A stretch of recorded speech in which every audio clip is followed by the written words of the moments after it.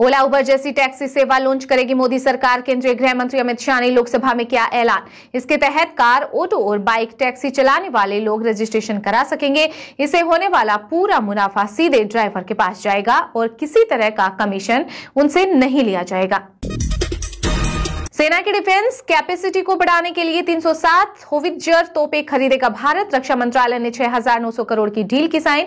पहली बार इतनी संख्या में स्वदेशी तोपें सेना में होंगी शामिल।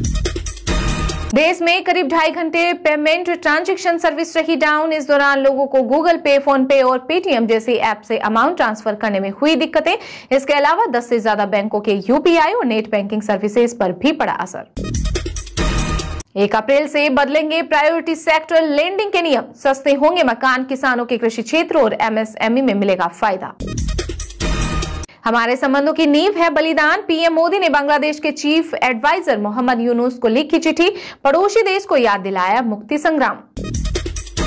कुणाल कामरा को मुंबई पुलिस ने 31 मार्च को पूछताछ के लिए बुलाया। वहीं परोडी सॉन्ग पर म्यूजिक कंपनी टी सीरीज ने भेजा कॉपीराइट नोटिस। कॉमेडियन ने कहा कि कठपुतली बनना बंद करो। भारत चीन दोबारा से रिश्ते बेहतर कर रहे विदेश मंत्री एस जयशंकर बोले कि भविष्य में भी हमारे बीच मतभेद हो सकते हैं, लेकिन विवाद नहीं बनना चाहिए। 70 साल का इंतजार होगा खत्म। कटरा से कश्मीर तक दौड़ेंगे वंदे भारत एक्सप्रेस। प्रधानमंत्री नरेंद्र मोदी 19 अप्रैल को पहली ट्रेन को दिखाएंगे हरी झंडी। सिकंदर के रिलीज से पहले अभिनेता सलमान खान ने जान से मारने की मिल रही धमकियों पर तोड़ी चुप्पी। बोले कि भगवान अल्लाह सब ऊपर है, जितनी उम्र लिखी है उतनी लिखी है। यूपी के पोस्टर से सीएम योगी आदित्यनाथ की फोटो गायब। सपा सुप्रीमो अखिलेश यादव ने कसा तंज, कहा कि उनकी तस्वीर उनके काम की तरह ही गोल है। राजस्थान की गर्म हवाओं से 40 डिग्री के पार पहुंचा एमपी का पारा। वहीं हिमाचल और जम्मू कश्मीर में होगी बर्फबारी। दिल्ली, हरियाणा समेत 10 राज्यों में तूफान की आशंका। मौसम विभाग ने जारी किया अलर्ट। दिल्ली में मास्क के बाद नमाज पर मचा घमासान। बीजेपी विधायक कर्नल सिंह ने सड़क पर नमाज पढ़ने पर जताया ऐतराज। वहीं आम आदमी पार्टी ने लगाया नफरत फैलाने का आरोप। अब बड़े पर्दे पर गूंजेगी योगी की दहाड़। इस साल रिलीज होगी यूपी सीएम की biopic Ajay the untold story of A Yogi. Film का फर्स्ट लुक आया सामने। उत्तराखंड में 4 धाम यात्रा 30 अप्रैल से होगी शुरू। इस बार रील बनाने वालों की नो एंट्री। इसी तरह पैसे देकर वीआईपी दर्शन की व्यवस्था भी धामों पर बंद रहेगी। नई दिल्ली विधानसभा सीट पर फिर से चुनाव कराने की मांग। हाई कोर्ट ने प्रवेश वर्मा, अरविंद केजरीवाल को भेजा नोटिस। 27 मई को होगी मामले की अगली सुनवाई। तिहाड़ जेल को शहर से बाहर शिफ्ट करने की तैयारी। दिल्ली सरकार ने सर्वे के लिए 10 करोड़ का बजट रखा। क्षमता 10,000 कैदी की, लेकिन 19,000 प्लस मौजूद। गुरुग्राम में हुए science tech conclave science nap 2025 में पहली रोबोट नागरिक का इंटरव्यू। सोफिया बोली कि लोग कहते हैं एआई नौकरियां छीनेगा, लेकिन मैं कहती हूं कि यह उत्पादकता बढ़ाएगा। भाषा नीति और परिसीमन पर घबरा गई बीजेपी। तमिलनाडु के मुख्यमंत्री एमके स्टालिन ने यूपी के सीएम योगी आदित्यनाथ पर साधा निशाना। बोले कि मुख्यमंत्री कर रहे ब्लैक कॉमेडी।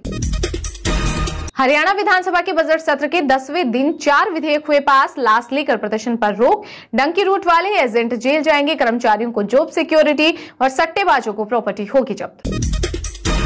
जम्मू के कठुआ में सेना आतंकियों के बीच एनकाउंटर जारी। 2 पुलिसकर्मी घायल। सुरक्षा बलों ने 4-5 आतंकियों को घेरा। 3 दिन पहले भी मुठभेड़ हुई थी, तब टेररिस्ट भाग निकले थे।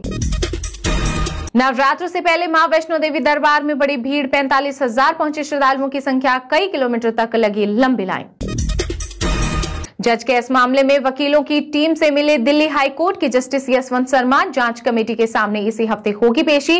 घर में आग लगी तब सतपुड़ा घूम रहे थे। मोगा पंजाब में है या पाकिस्तान में? आम आदमी पार्टी के विधायक दरविंदर जीत सिंह ने विधानसभा में अपनी ही सरकार को कोसा। बोले कि 3 साल में नहीं मिला एक भी प्रोजेक्ट।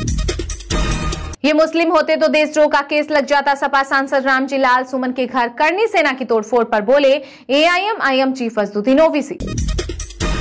दिल्ली विधानसभा में 30 मार्च को हिंदू नव वर्ष पर होगा भव्य आयोजन।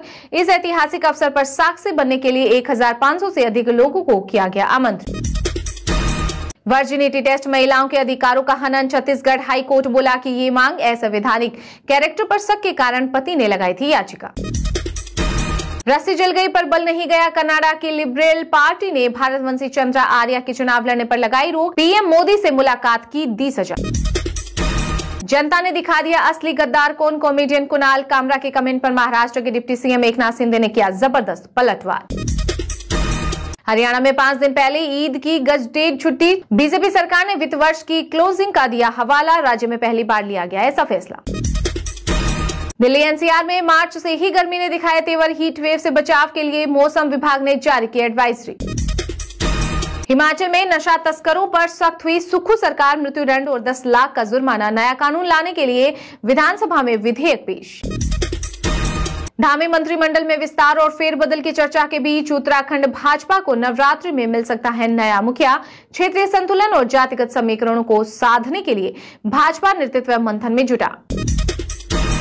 आईएएस संजीव हंस मामले में ईडी का बड़ा एक्शन, भवन निर्माण विभाग के चीफ इंजीनियर तारिणी दास के पटना स्थित ठिकानों पर मारा छापा, सर्च के दौरान करोड़ों रुपए किए गए जब्त। गाने डिलीट होने पर हरियाणवी सिंगर मासूम शर्मा ने सीएम नायब सैनी से की मुलाकात, कहा कि कानून सबके लिए बने, एक आदमी टारगेट क्यों।